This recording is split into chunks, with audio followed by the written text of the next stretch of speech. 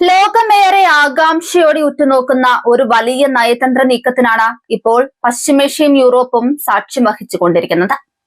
American സൈനിക വിമാനങ്ങളുടെ സാന്നിധ്യം യൂറോപ്പിനും പശ്ചിമേഷ്യയ്ക്കും മുകളിലുള്ള ആകാശത്ത് പെട്ടെന്ന് കുറഞ്ഞത് ഒരു വലിയ മാറ്റത്തിന്റെ സൂചനയായാണ് നിരീക്ഷകർ കാണുന്നത്. ഫ്ലൈറ്റ് ട്രാക്കിംഗ് ഡാറ്റകൾ നൽകുന്ന വിവരമനുസരിച്ച് ഏതാനും മണിക്കൂറുകൾക്ക് മുൻപ് വരെ സജീവമായിരുന്ന 27ലധികം വിമാനങ്ങൾ വെറും 7ലേക്ക് ചുരുങ്ങിയത് അസാധാരണമായ ഒരു നീക്കമാണ്. ഈ മാറ്റം വെറും ഒരു സാങ്കേതികമായ കുറവല്ല, മറിച്ച് വലിയൊരു രാഷ്ട്രീയ നയത്തിന്റെ പ്രതിഫലനമാണ്.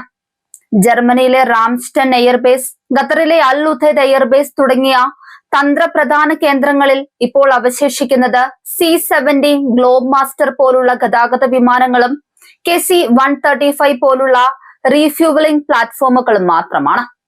യുദ്ധസജ്ജമായ വിമാനങ്ങൾ പിൻവാങ്ങുന്നത് മേഖലയിലെ സംഘർഷാവസ്ഥയ്ക്ക് അയവ് വരുന്നതിന്റെ ലക്ഷണമായാണ് വിലയിരുത്തപ്പെടുന്നത്.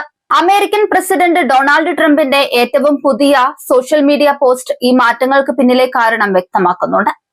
പേർഷ്യൻ ഗൾഫിനെയും ഒമാൻ ഉൾക്കടലിനെയും ബന്ധിപ്പിക്കുന്ന തന്ത്രപ്രധാനമായ ഹോർമുസ് കടലിടുക്കിലെ പ്രൊജക്ട് ഫ്രീഡം കോൺവോയ് പ്രവർത്തനങ്ങൾ താൽക്കാലികമായി നിർത്തിവെച്ചതായി അദ്ദേഹം പ്രഖ്യാപിച്ചു. ഇറാനുമായുള്ള ഒരു സമ്പൂർണവും അന്തിമവുമായ കരാർ അവസാന ഘട്ടത്തിലാണെന്ന പ്രസിഡന്റിന്റെ വെളിപ്പെടുത്തൽ ആഗോള വിപണികളെയും രാഷ്ട്രീയ കേന്ദ്രങ്ങളെയും ഒരുപോലെ അത്ഭുതപ്പെടുത്തിയിരിക്കുകയാണ്. വർഷങ്ങളായി നിലനിന്നിരുന്ന ഉപരോധങ്ങൾക്കും സൈനിക വിന്യാസങ്ങൾക്കും ശേഷം ഇത്തരമൊരു കരാറിലേക്ക് കാര്യങ്ങൾ നീങ്ങുന്നത് പശ്ചിമേഷ്യയുടെ ഭാവിയെ സംബന്ധിച്ചിടത്തോളം നിർണായകമാണ്. ഇറാനിലെ ഭരണകൂടവുമായി നേരിട്ടുള്ള ചർച്ചകളിലൂടെ സമാധാനം പുനഃസ്ഥാപിക്കാനുള്ള ശ്രമമാണ് പ്രൊജക്ട് ഫ്രീഡം പോലുള്ള സൈനിക നീക്കങ്ങൾ മരവിപ്പിക്കുന്നതിലൂടെ ലക്ഷ്യം വെക്കുന്നത്. സൈനിക ബലത്തേക്കാൾ നയതന്ത്ര ചർച്ചകൾക്ക് മുൻഗണന നൽകുന്ന ഈ സമീപനം ട്രംപ് ഭരണകൂടത്തിന്റെ പുതിയ വിദേശ നയത്തിന്റെ ഭാഗമാണ്. ഹോർമുസ് കടലിടുക്കിലൂടെയുള്ള എണ്ണക്കടത്തും മറ്റ് ചരക്ക് നീക്കങ്ങളും സുരക്ഷിതമാക്കാൻ ലക്ഷ്യമിട്ടാണ് അമേരിക്ക നേരത്തെ വലിയ തോതിൽ സൈനിക സാന്നിധ്യം ഉറപ്പാക്കിയിരുന്നത്. എന്നാൽ സൈനിക വ്യൂഹങ്ങളെ പിൻവലിക്കുന്നതിലൂടെ മേഖലയിലെ രാജ്യങ്ങൾക്കിടയിൽ വിശ്വാസം വർദ്ധിപ്പിക്കാനാണ് അമേരിക്ക ഇപ്പോൾ ശ്രമിക്കുന്നത്. ഇത് അന്താരാഷ്ട്ര വിപണിയിൽ എണ്ണവില കുറയാനും ആഗോള സാമ്പത്തിക സ്ഥിരത കൈവരിക്കാനും സഹായിക്കുമെന്ന് കരുതപ്പെടുന്നു.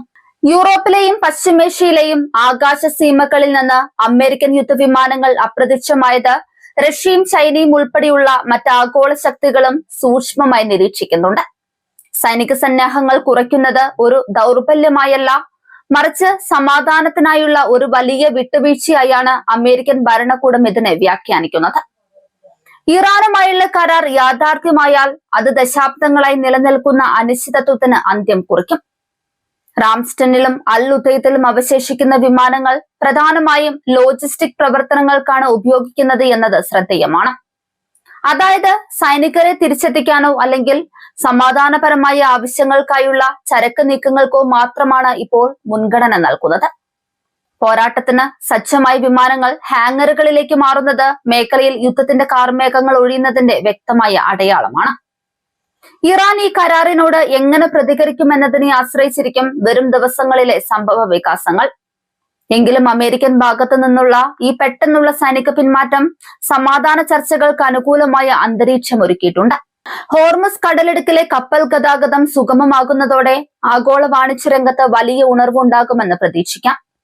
പ്രസിഡന്റ് ട്രംപിന്റെ പ്രഖ്യാപനം വെറുമൊരു പോസ്റ്റിൽ ഒതുങ്ങുന്നതല്ലെന്ന് സൈനിക ചലനങ്ങളിലെ ഈ കുറവ് തെളിയിക്കുന്നുണ്ട്.